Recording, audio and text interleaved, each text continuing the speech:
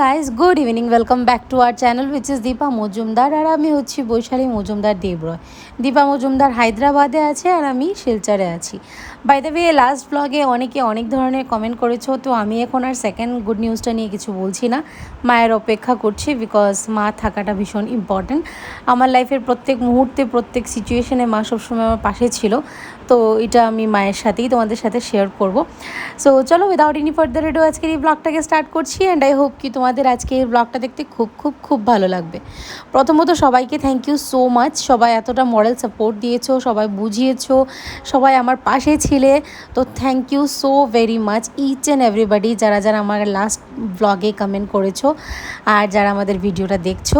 By the way, আমি এখানে কিন্তু খুব মজার একটা কাজ করছি, কি খুব আরাম করছি, দেখতে পাচ্ছ তো। বাই দ্য ওয়ে, ব্লগে যাওয়ার আগে তোমাদের সাথে খুব মিষ্টি মুহূর্ত একটা শেয়ার করছি। ওকে তো তোমরা সবাই চেনো, ও হচ্ছে শুভ। যারা না চেনে থাকো, আমাদের পুরনো ব্লগগুলি গিয়ে দেখো, তাহলে ডেফিনেটলি বুঝতে পারবে ওর সাথে আমার কি সম্পর্ক। বাই দ্য ওয়ে, শুভ এসছে একটা খুব বড় সারপ্রাইজ নিয়ে। শুভ একটা খুব ভালো কোম্পানিতে জব পেয়েছে। তো জব পাওয়ার সাথে সাথে ও আমাদের মা কাকিমণি সবার জন্য একটা করে শাড়ি কিনে এনেছে। এখানে আছে শুভর জেঠিমণি, শুভর বোন, শুভর মা আর শুভ। আর এদিকে আমার বাড়ির সব লোকজন, পূজা আন্টি, মা, কাকিমণি, বৌমণি, মিষ্টিমণি, ছোটোমণি সবাইকে শাড়ি গিফট করেছে, যেটা দেখে আমার প্রচণ্ড ভালো লাগছে। রিলেশনশিপ যে কোনো কিছুই হোক না কেন, আজকে হাজব্যান্ড ওয়াইফ, ভাই বোন, বেস্ট ফ্রেন্ড, যে কোনো রিলেশন, হ্যাঁ, সব রিলেশনশিপই না দুতরফা থাকলে দেখবে একটা আলাদাই বন্ড হয়। ও ভালো চাকরি পেয়েছে, তার জন্য সবার জন্য প্রথম স্যালারি দিয়ে ড্রেস কিনে এনেছে, মানে শাড়ি কিনে এনেছে। এই হচ্ছে শুভর আপন বোন। এই হচ্ছে সমস্ত শাড়িগুলো মা আবার সুন্দর করে তুলে রেখেছে আমাদের 5 কাকিমণি, মা সবার জন্য। খুব মিষ্টি লাগলো ব্যাপারটা। এখানে মা দেখতে পাচ্ছ অলমোস্ট লাস্ট প্যাকিং করছে। এখানে যা স্ন্যাক্স সমস্ত আনা হয়েছে সেটা আমার শ্বশুরমশাই নিয়ে এসছে। উনি মা ওদেরকে সি অফ করতে এসছেন, আর আমার শাশুড়ি মা আসতে পারিনি। তোমরা সবাই জানো আমার দিদি শাশুড়ির শরীর ভালো না, তো মা মেডিকেল গেছিলো। আর এই পাশে মা যা যা খাবার দাবার নিয়ে যাবে সেগুলোই প্যাক করছিল। আর এদিকে আমার শ্বশুরমশাই, কাকু, মা সবাই মিলে বসে গল্প করছে। তো আমাদের আর ট্রেনে ওঠার বেশি সময় নেই, এখন বেরিয়ে যাবো, কিছুক্ষণের মধ্যে বেরিয়ে যাবো। তো তোমরা সবাই প্রে করবে তোমাদের আঙ্কেলের জন্য খুব সুন্দর মতন এখানে গিয়ে ট্রিটমেন্ট করিয়ে আবার বাড়ি নিয়ে আসতে পারি, ঠিক আছে? সবাই তোমরা ঠাকুরের কাছে প্রার্থনা করবে। সত্যি বাবা, দিনটা ভীষণ মানে মিক্সড ফিলিংস ভালো ছিল। একদিকে খুশি লাগছিল যে বাবা যাচ্ছে ট্রিটমেন্ট করাতে, আরেকদিকে দুঃখ লাগছিল। মানে দুঃখের থেকে বেশি কি জানো, ভয় লাগছিল যে কিছু মানে সিরিয়াস কিছু না বেরিয়ে আসে। যাই হোক, ঠাকুরের কাছে প্রে করা রইল যাতে সুস্থ শরীরে বাড়ি ফিরে আসে। এবার সবাই বেরিয়ে গেছি আমরা রাস্তায় ওদেরকে সি অফ করতে।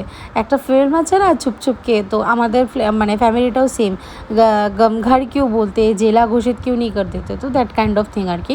আমরা 2-3 জন 4-5 জন বেরিয়েই মনে হয় অনেক ভিড় হয়ে গেছে। তো স্টেশনে ঢুকতে না ঢুকতেই সব থেকে বেশি ভালো লাগে কি জানো, যখন তোমার কম্পার্টমেন্টটা একদম সামনে থাকে। আর যেটা কথা সেটাই হলো, মা ওদের কম্পার্টমেন্টটা একদম সামনে ছিল। তো সব কিছু লাগেজপত্র উঠিয়ে দেওয়া হয়েছে। ভাই গিয়ে আবার 10 লিটার জল নিয়ে এসছে, 5 লিটার দুটো জার। আর এইদিকে আমি আবার ওদিকে সি অফ করছি, আদর করছি। আর আপু আর আকাশের অবস্থাটা দেখো, কি মজা করছে আমাকে নিয়ে। যাই হোক, মনে একটু একটু টেনশনও হচ্ছিলো, ভালোও লাগছিলো যে যাই হোক, যাও করা। অ্যাকচুয়ালি আমার খুব ইচ্ছে ছিল আমার বিয়ের পর মা বাবা কোথাও একটু ভেকেশনে যাওক বা কোথাও গিয়ে একটু ঘুরে আসুক, তাতে ওদের মাইন্ডটা ফ্রেশ হবে। বাট এরকম হবে এই জিনিসটা ভাবতে পারিনি। S10 ওদের কোচ নাম্বার শিলচর টু সিকান্দারাবাদ। তো দেখতে দেখতে আমার বড় চলে এসছে সি অফ করবে বলে। আর ওই দিন না একটু প্রচণ্ড গরম দিচ্ছিল, but as compare to Silchar দেখাচ্ছিল হায়দ্রাবাদের টেম্পারেচার অনেকটাই কম। এখন দেখা যাক কতদূর কী হয়। ইচ্ছে করলে ওরা কিন্তু কি বলে এসি কম্পার্টমেন্টেও ট্রাভেল করতে পারতো, যেহেতু তৎকাল প্রথম কথা টিকিট পাওয়ার মানে 90% চান্স ছিল না, মানে হবে না এরকম ছিল। আর 10% ছিল যে 90% চান্স হবে। তো বাবার আরও কিছুটা মানে এসিতে কষ্ট হয়, তো তার জন্য আরও বিশেষ করে এসিটা অ্যাভয়েড করা হয়েছে। তো এবার জেনারেল কম্পার্টমেন্টে উঠেই ওরা যাচ্ছে। জেনারেল বলতে রিজার্ভেশন, যেটা মা উঠে গেছে গাড়িতে। মা সবসময় যেখানেই ট্রাভেল করে না কেন, বাস হোক ট্রেন হোক, সবসময় দেখি মা প্রণাম করে ওঠে। তো ওইদিকে জামাইবাবু সি অফ করছে, কি মিষ্টি লাগছে না বলো দুজনাকে দেখতে। যাই হোক, আর কিছুক্ষণের পালা, আস্তে আস্তে ওরা ট্রেনটা ছেড়েই দেবে। একটা কথা আমি এখানে না বলে পারছি না। হ্যাঁ, প্রথম কথা ছোটোবেলা থেকে দেখে এসেছি আমাদের ফ্যামিলিটা না ইমোশনালি সবাই ভীষণ কানেক্টেড আর ইমোশনালি প্রচণ্ড স্ট্রং। যে যার সাথে যতই কথা না বলুক, যে যার সাথে কমিউনিকেশন না করুক, একে অপরের সাথে কনভারসেশন কম করুক, হয়তো এমন টাইমও যায় যে একসাথে বসে সবাই খাচ্ছে পর্যন্ত না। যে যতই যার পিছে ব্যাক বেজিং করুক, যে যতই যার জন্য যতটাই কমপ্লেন থাকুক, রাগারাগি রাগ অভিমান সব কিছুই থাকুক না কেন, পরবর্তীতেও, হ্যাঁ আমি প্রপার ওয়ার্ডটা খুঁজে পাচ্ছি না, একটা আলাদাই বন্ড, একটা আলাদাই ভালোবাসা। কারোর যদি কিছু হয় ফ্যামিলির একে অপরের মানে প্রতি, তো দেখবে কি ঝাঁপিয়ে এসে পড়ে, আপদ বিপদ সুখ দুঃখ সব কিছু মিলে বেটে ওরা মানে মিলে বেটে নেয়। হ্যাঁ, আমি হয়তো জিনিসটা এত ভালো করে গুছিয়ে বলতে পারছি না, হয়তো আমি ভীষণই ছোট যে প্রপার ওয়ার্ড খুঁজে পাচ্ছি না, বাট টাচ উড ভগবানের কৃপায় ভগবানের কাছে প্রার্থনা করছি যেমনটা আছে তেমনটাই যেন থাকে, কোনো যাতে কারোর নজর না লাগে। থ্যাঙ্কস টু ঠাম্মা যে এভাবে বুনিয়াদটা ঠাম্মা করেছে, আর বাই দ্য ওয়ে আস্তে আস্তে সবাই ক্যারি করে নিচ্ছে। যেমন মা তো প্রচণ্ড মানে দিয়েছে এই ফ্যামিলিকে, আর তার সাথে সাথে কাকিমণি, বৌমণি, মিষ্টিমণি, ছোটোমণি, রাঙ্গা কাকু, বড় কাকু, ছোটদা কাকু, সবাই, বাবা, ইচ অ্যান্ড এভরিবডি, বিধান কাকু। তো সবাই মিলিয়ে একটা ফ্যামিলি হয়, একটা ফ্যামিলিতে সুখ দুঃখ সব কিছু মিলেমিশেই হয়। তো চলো এবার মাকে বাই বাই করি, বাই বাই করে তারপরে বাড়ি যাই, বাড়ি গিয়ে দেখি বাড়ির কী সিন আছে।